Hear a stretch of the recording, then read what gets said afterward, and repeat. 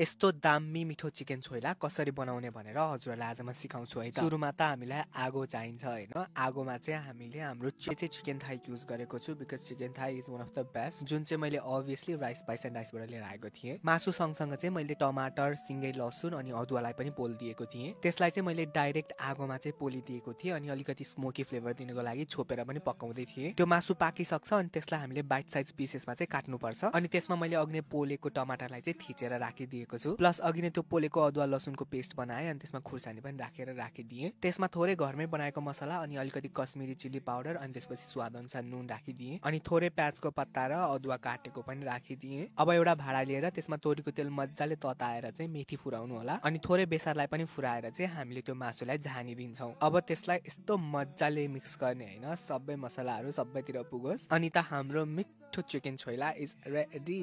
Please यो authentic recipe. Thank you so much for watching.